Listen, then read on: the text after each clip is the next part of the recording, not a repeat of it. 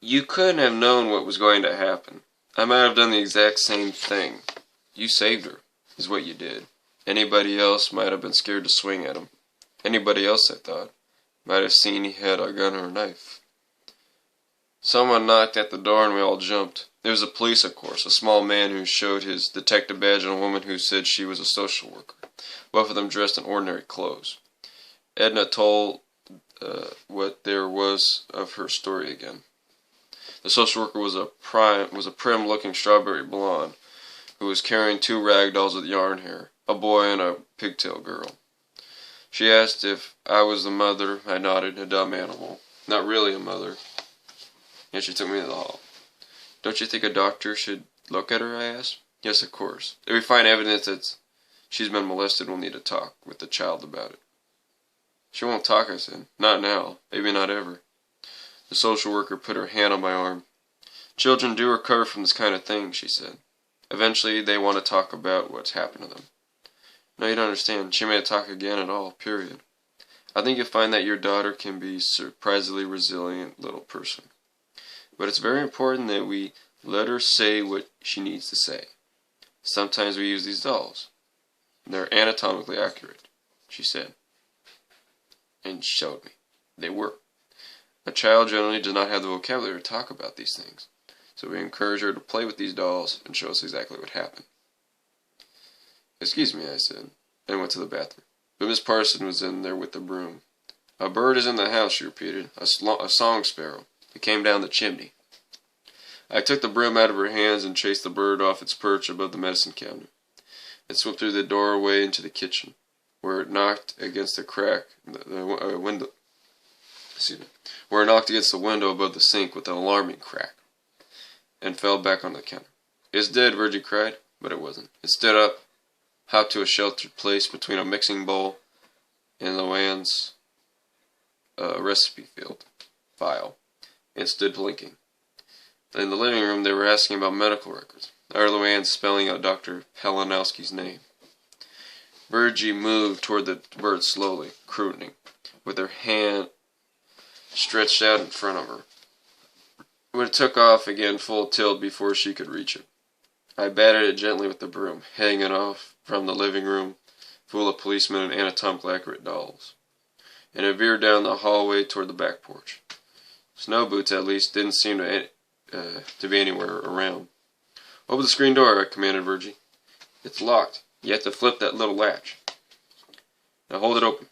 Slowly I moved in on the terrified bird, which was clinging sideways to the screen. You could see its little heart beating through its feathers. I had heard of birds having heart attacks from fright. Easy does it, I said. Easy, we're not going to hurt you. We just want to set you free. The sparrow darted off the screen, made a loop back toward the hallway, then flew through the open screen door into the terrible night. The medical examiner said that there was no evidence Turtle had been molested. She was shaken up, and there were finger-shaped bruises on her right shoulder, and that was all. All, I said, over and over. She's just been scared practically back into the womb is all. Turtle hadn't spoken once in the days since the incident, and was back to her old way. Now I knew a word for this condition. Catatonic. She'll snap out of it, Luann said. Why should she? I want to know. Would you? I just spent about the last 8 or 9 months trying to convince her that nobody would hurt her again. Why would she believe me now? I can't promise a kid that. You can't promise a kid that. All you can promise is that you'll take care of them the best you can. Lord willing, and the creeks don't rise, and you just hope for the best. And things work out. Taylor, they do. We all muddle through some way. This from Luann, who reviewed most of life's activities as potentially drownings, blindings, and asphyxiations, who believed in dream angels that predicted her son would die in the year 2000. Luann, who had once said to me, There's so many germs in the world, it's a wonder we're not all dead already. I didn't want to talk to her about it. And she was furious with me anyway, saying that I had practically abandoned Turtle since that night. Why didn't you go to her and pick her up? Why did you just leave her there with the police and all? Chasing that dumb bird around for heaven's sake.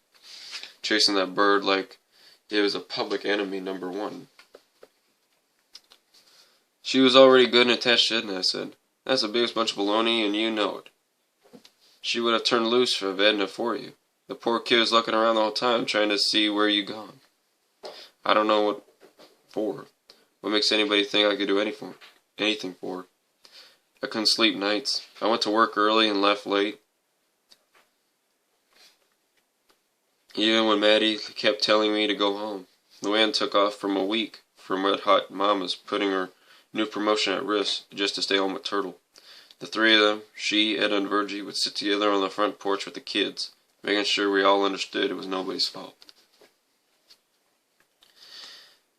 And she stalked the neighborhood like a TV detective.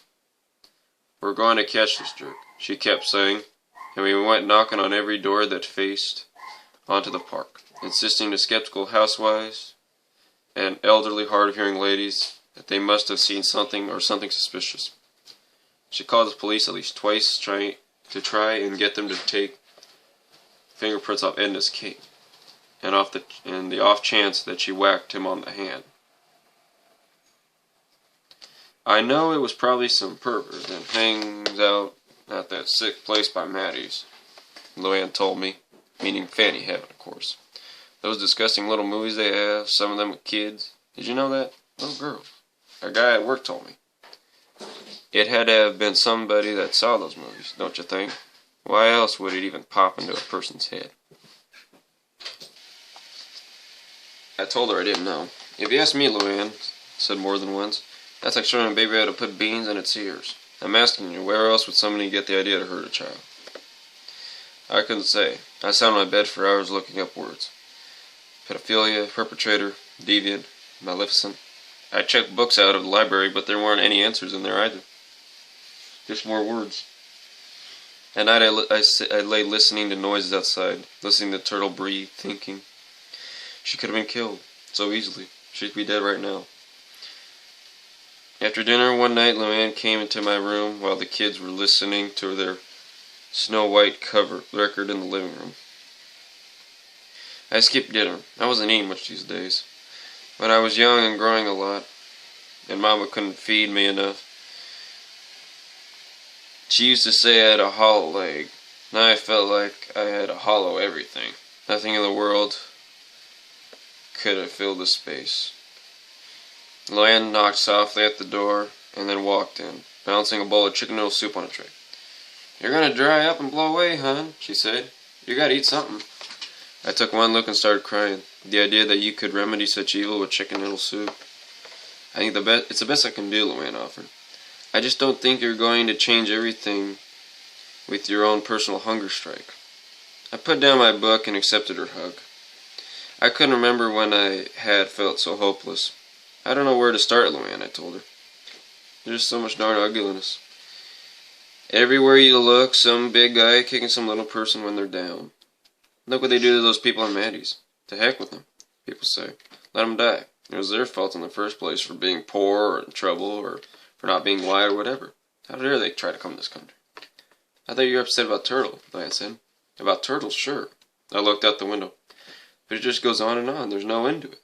I didn't know how to explain the empty despair I felt. How can I just be upset about Turtle, about a grown man hurting a baby? And when the whole way of the world is to pick on people that can't fight back. You fight back, Taylor. Nobody picks on you. There's a tale to tale. I ignored this. "Look at those guys out in the park with no place to go," I said. "And women, too. I see no families out there. While we're in here trying to keep the dry cleaner bags out of the kids' reach, those mothers are using dry cleaner bags for their children's clothes, for God's sake. Or raincoats, and feeding them out of the McDonald's dumpsters.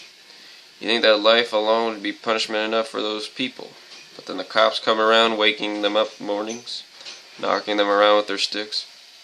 You've seen it. And everybody else saying, hooray, way to go.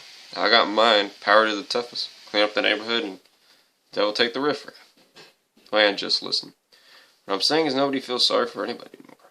Nobody even pretends they do. Not even the president. It's like it's become unpatriotic." I unfolded my wad of handkerchief and blew my nose. "What's it supposed to teach people?" I demanded. "It's no wonder kids get the hurting and the end of the stick. And she's so little. so many years ahead of her. I'm not just up to the job, Luann. Luann sat with her knees folded under her, braiding and unbraiding the end of a strand of hair. Well, don't feel like the Lone Ranger, she said. Nobody is.